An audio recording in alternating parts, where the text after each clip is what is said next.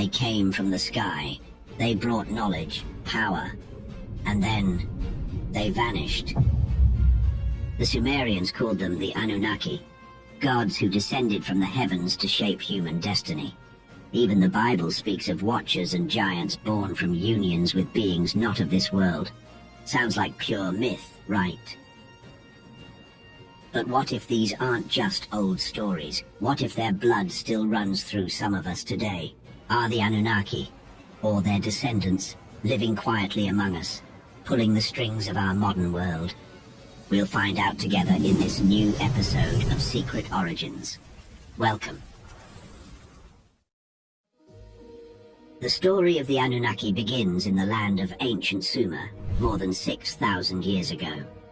In the wide plains between the Tigris and Euphrates rivers, one of the world's first civilizations began to write its history on clay tablets. These people were the Sumerians, and in their earliest writings, they told of powerful beings who came from the heavens, beings they called the Anunnaki. According to the Sumerians, the Anunnaki were not ordinary gods. They were part of a vast cosmic family that began with two prime forces: An, the god of the sky, and Kai, the goddess of the earth. From their union came many children, divine beings who lived in the heavens but also traveled to earth. These celestial visitors became known as the Anunnaki, a name that means those who came from Anu, or simply, those from the heavens. The Sumerians described the Anunnaki as wise and powerful. They were said to control rain, wind, crops, and judgment.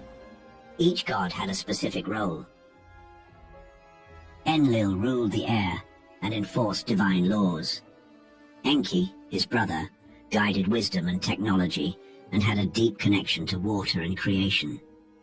Some stories described Enki creating rivers and canals, helping humans survive in the hot Mesopotamian climate. The Anunnaki were said to build great cities, such as Eridu, Uruk, and Nippur. These cities were places where gods and people lived side by side. Temples called ziggurats rose from the plains, acting as bridges between the heavens and the earth. The tablets often spoke of powerful laws and technologies given to humans by the gods. These included tools of writing, architecture, mathematics, and medicine. According to the stories, the Anunnaki gave these gifts to help humans build a proper society. But that's only the beginning of what's said about the Anunnaki. Thousands of years after these tablets were written, a new theory would bring the Anunnaki into the modern conversation. In the 1970s, a writer named Zecharia Sitchin published a series of books that offered a different explanation for these ancient stories. He carefully studied the same cuneiform texts, but instead of reading them as myth, he interpreted them as historical and scientific records. According to Sitchin, the Anunnaki were not spiritual deities, but intelligent beings from another world. He believed they came from a distant planet called Nibiru, which follows a long orbit around our sun. This planet, Sitchin said, only passes near Earth once every 3,600 years. Sitchin's theory suggested that the Anunnaki arrived on Earth in the deep past, long before modern humans existed. Their goal was simple: to mine Earth's natural resources, especially gold, which they needed for their planet's atmosphere. They landed in the region of southern Mesopotamia and began extracting minerals using their own advanced tools and knowledge. But the work was difficult even for them, so the Anunnaki decided to create a new worker, a being that could handle physical labor, but also follow instructions and live on Earth. According to Sitchin's reading of Sumerian texts, the Anunnaki selected a native species already living on Earth, a type of early hominid. Then, using a process of genetic engineering, they combined their own DNA with that of these early beings. The result was the first modern human. In Sumerian stories, the goddess Ninhursag worked alongside Enki in a special place called the House of Creation. There they formed a new being by shaping it from clay, a word that Sitchin believes symbolized biological material. The text spoke of multiple trials, early versions that failed, until finally one prototype succeeded. It could speak, understand, and reproduce. The Anunnaki named it Adamu, a name very close to the word Adam found in later biblical texts. Over time, more humans were created. They were sent to work in mines and fields, especially in a region Sitchin called Abzu, believed to be somewhere in Africa. As generations passed, humans spread out and learned the ways of their creators. The knowledge of farming, architecture, calendars, and writing came not from human invention, but from Anunnaki instruction. But some say the Anunnaki gave more than knowledge. They gave blood. If Zechariah Sitchin was right, then we are all, in some way, the children of the Anunnaki. The idea that the Anunnaki created modern humans is already mysterious enough, but some ancient sources hint that certain people weren't just created by the gods, but were born from them. Thousands of years ago in the ancient city of Uruk, a powerful king ruled the land. His name was Gilgamesh. His story is found in what is believed to be the oldest surviving piece of literature in human history, the Epic of Gilgamesh. Gilgamesh was no ordinary king. Ancient Sumerian tablets described him as 2/3 divine and 1/3 human. According to the texts, he was the son of a mortal man and a goddess named Ninsun. His strength, wisdom, and arrogance were all attributed to this divine heritage. His story was filled with adventures, battles, and quests to uncover the secrets of immortality. Gilgamesh wasn't the only figure described this way. Many rulers in the ancient world were said to descend from the gods, not metaphorically, but literally. In Sumerian texts, some kings were called sons of Anu, the name of the sky god. Others were described as those chosen by Enlil, the powerful god who ruled over the earth. These titles may have meant more than just political power. To the people of the time, they were proof of divine blood. These kings were believed to carry something within them, a spark of the gods themselves. Their rule was not earned by vote or by war, but inherited through a sacred bloodline. This idea wasn't limited to Sumer. In Egypt, pharaohs claimed descent from Ra, the sun god. In Japan, emperors traced their lineage back to the goddess Amaterasu. In Mesoamerica, rulers were believed to be descended from celestial beings sent to Earth to lead. But what if those celestial bloodlines didn't end with myth?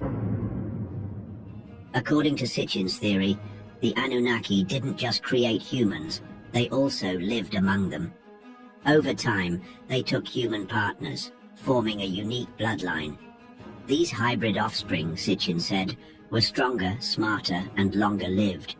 They became kings, priests, and advisors. In every civilization, the rulers were divine not only in title but by birth. If all of this is to be believed, then it means one thing. The world's royal families may be the true keepers of the Anunnaki gene. And because these traits were passed down through blood, the line had to be protected. That's why, throughout history, royal families have always married within a closed circle. In Europe, Asia, Africa, and the Americas, kings, queens, and emperors have carefully preserved their lineage, often at great political and personal cost. This brings us to one of the most mysterious clues in modern science, the Rh-negative blood type. Most people in the world, about 85%, have Rh-positive blood. That means they carry a protein on their red blood cells, known as the Rh factor, or rhesus factor. But around 15% of the human population doesn't have this protein. For Rh-negative individuals, receiving blood from a positive donor can trigger a serious immune reaction. Even more curiously, If an Rh-negative woman becomes pregnant with an Rh-positive baby, her immune system may attack the fetus, treating her own child as a threat. Doctors today can manage this condition with medication, but in the past, it often led to tragic outcomes. This biological barrier raised an important question. If all humans come from the same ancestors, why would this kind of rejection happen? Some researchers believe this could point to something ancient, a divergence in the human story that goes far deeper than we're taught in school. Rh-negative blood may not have evolved naturally in the same way as Rh-positive blood. In fact, some believe it didn't evolve at all. But if it didn't come from us, then where did it come from? Rh-negative blood is most common in Europe, and especially concentrated in one place, the Pyrenees Mountains, between France and Spain. Here, in this isolated region, lives a unique ethnic group known as the Basques, and they are different in more ways than one. The Basque people speak a language unlike any other in the world. It has no clear connection to Latin, Celtic, or Germanic languages. Their customs are old, their roots mysterious, and up to 35% of the Basque population has Rh-negative blood, more than double the global average. Some theorists believe the Basques may be the last living descendants of Atlantis, a lost civilization often described as far more advanced than any other of its time. According to this idea, the survivors of Atlantis carried with them not only advanced knowledge, but also a unique genetic legacy. Because Atlantis is sometimes linked to ancient visitors or teachers from the stars, many researchers have drawn a connection between the Atlanteans and the Anunnaki. If the Anunnaki once shared their knowledge with early humans, then it's possible they played a role in shaping the Atlantean world as well. And just when the mystery seemed strange enough, it got even stranger. Even beyond the Basques, people with Rh-negative blood often report unusual traits. But it's not just biology that makes this blood type so intriguing. It's the mystery of its origin. Rh-negative blood didn't appear in the Americas, Asia, or sub-Saharan Africa until after European colonization. That means it wasn't naturally present in the human populations of those regions. It had to be introduced.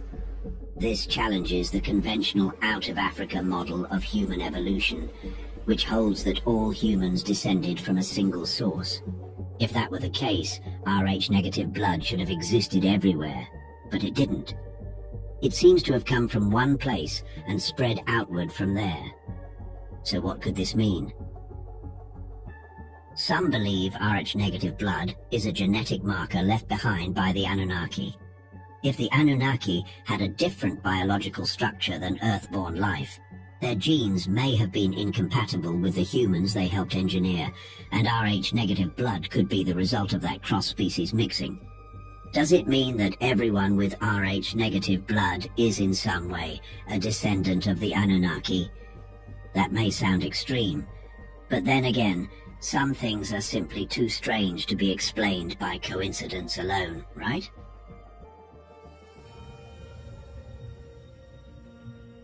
Another controversial voice in the world of ancient mysteries is a British writer named David Icke. In the 1990s, Icke introduced a theory that shocked many people. He said that powerful leaders around the world, presidents, royalty, and even bankers, were not entirely human. According to him, they are the descendants of Anunnaki. But Icke took this idea one step further. He claimed the Anunnaki were not just gods or aliens. In his interpretation, they were shape-shifting reptiles from another star system. Icke said these reptilian beings came to Earth thousands of years ago. According to his book The Biggest Secret, the Anunnaki hid in underground bases and began controlling human societies from behind the scenes. To do this, they needed to blend in. So, Icke claims, they created bloodlines, half human, half reptilian. These hybrid families were placed into positions of power across ancient kingdoms.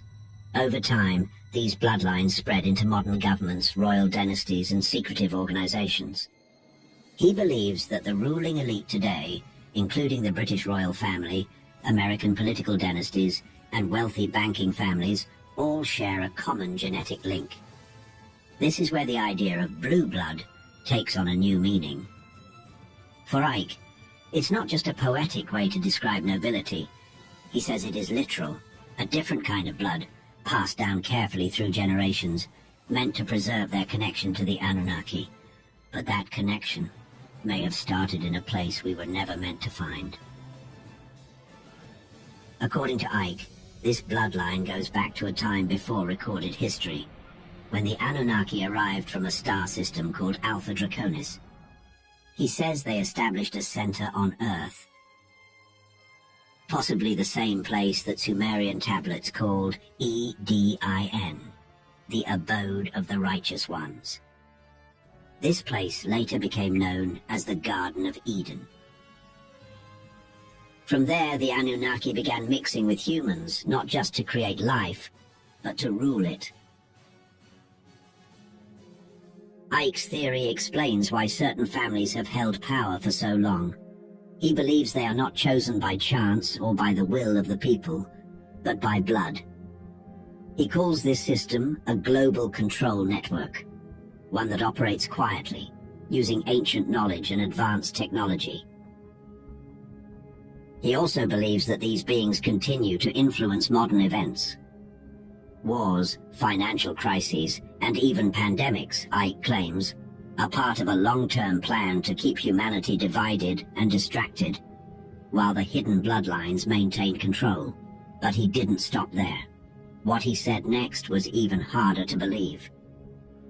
According to him, the reptilian descendants often appear human, but under certain conditions they can shift their appearance. Some people have claimed to witness strange changes in the eyes or skin of public figures during live broadcasts. This idea may sound like science fiction, and many experts have criticized Icke's views, calling them bizarre or dangerous. But despite the backlash, his theory has gained a global following. Today, people in over 40 countries attend his lectures and read his books. For those who believe him, the signs are everywhere. The concentration of power in certain families, the secrecy of elite groups, and the repeated use of ancient symbols.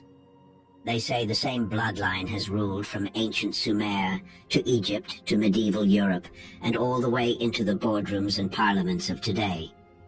And at the heart of this theory is one striking idea: that some humans even now may not be fully human at all.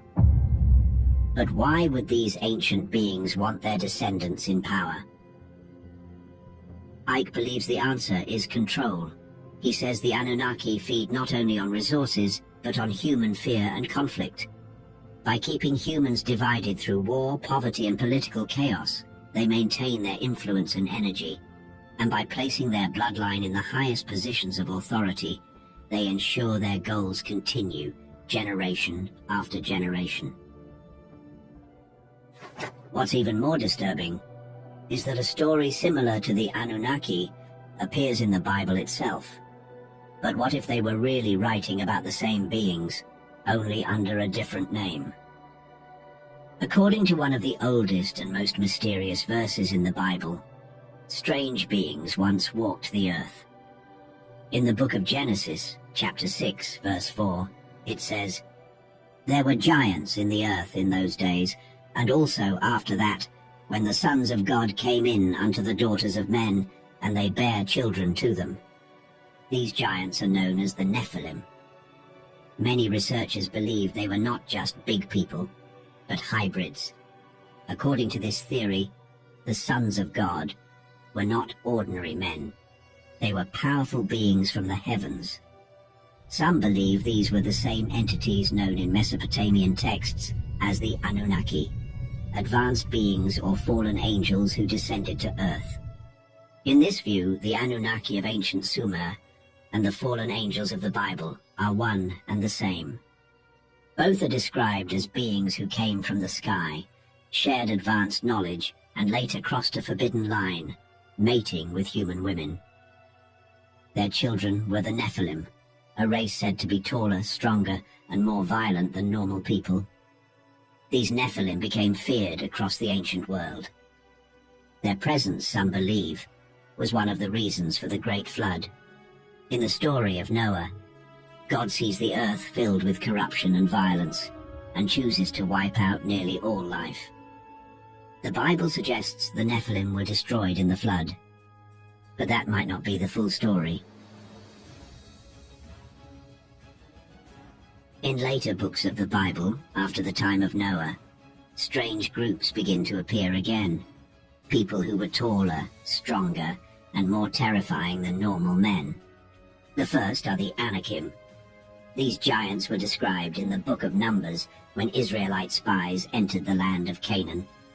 The spies returned with a warning. We saw the Nephilim there.